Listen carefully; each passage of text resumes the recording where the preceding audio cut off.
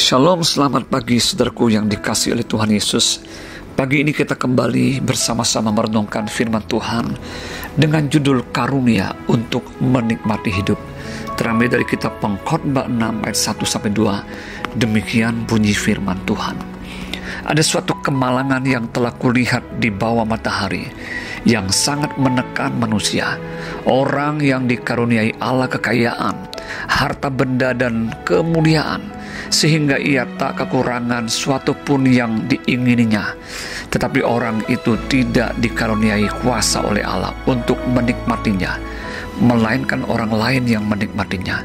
Inilah kesia-siaan dan penderitaan yang pahit. Pengkhotbah pasal 6 ayat 1-2. Tidak semua orang dapat menikmati apa yang Tuhan telah berikan di dalam hidupnya.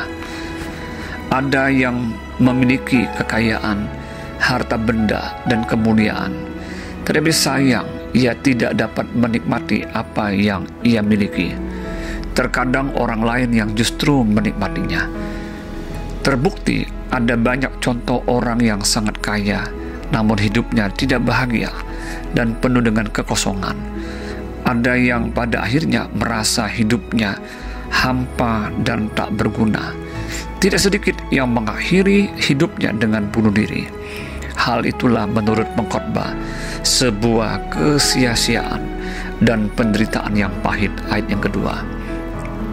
Sementara itu Pengkhotbah juga menyinggung tentang orang yang diberikan banyak anak. Artinya ia memiliki banyak keturunan dan juga diberikan panjang umur. Bila ia tidak merasa puas di dalam jiwanya, maka itu pun adalah kesia-siaan dan usaha untuk menjaring angin. Pengkhotbah 6 ayat 3-9. Saudara yang dikasihi oleh Tuhan Yesus, sebagai orang percaya tentu saja kita tidak mau hidup demikian, yang penuh dengan rasa kosong dan tidak pernah merasa puas. Kita mau belajar hidup dengan penuh syukur, sehingga kita dapat menikmati hidup itu sendiri dengan berjalan bersama Tuhan. Karena tanpa Tuhan dan damai sejahteranya, tentulah hidup ini akan penuh dengan kesia-siaan. Kita patut bersyukur dapat mengenal Tuhan di dalam Yesus Kristus, di mana Dia telah menyatakan dirinya dengan datang ke dalam dunia ini. Dia rela mati di kayu salib demi menyelamatkan kita, orang yang berdosa. Hidup kita menjadi berarti dan penuh pengharapan di dalam Dia. Dan di dalam Dia kita memiliki kepastian dan jaminan tentang hari esok. Karena hanya dengan rasa syukur kepadanya, kita baru benar-benar dapat menikmati hidup yang Tuhan berikan tersebut. Sebagai contoh, bila kita masih diberikan nafas kehidupan dan kesehatan, bukankah semuanya itu adalah karunia Tuhan yang harus kita syukuri dan nikmati? Sayangnya, yang terjadi justru terkadang orang hanya berfokus pada masalah atau persoalan yang tidak kunjung selesai yang ada di bumi ini, sehingga mereka tidak dapat hidup bahagia dan penuh damai sejahtera. Yang ada hanyalah bersungut-sungut, marah, tidak bisa menerima keberadaan orang lain yang ada sekitarnya, atau keadaan yang ada dikuasai oleh rasa khawatir dan cemas.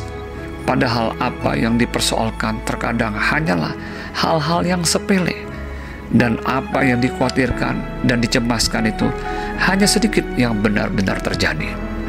Saat ini, marilah kita belajar untuk mensyukuri dan menikmati setiap apapun yang Tuhan berikan di dalam hidup ini. Mulai dari hal-hal yang kelihatannya sederhana, setiap detik dan waktu, setiap kesempatan bersama keluarga atau teman, alam ciptaan Tuhan yang indah, setiap berkat umum, dan terutama berkat khusus yang Tuhan telah berikan di dalam hidup kita.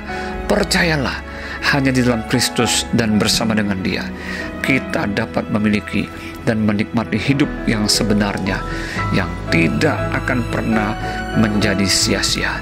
Selamat pagi, selamat beraktivitas, bersyukurlah dan nikmatilah setiap pemberian Tuhan di dalam hidup kita. Shalom, Tuhan Yesus memberkati.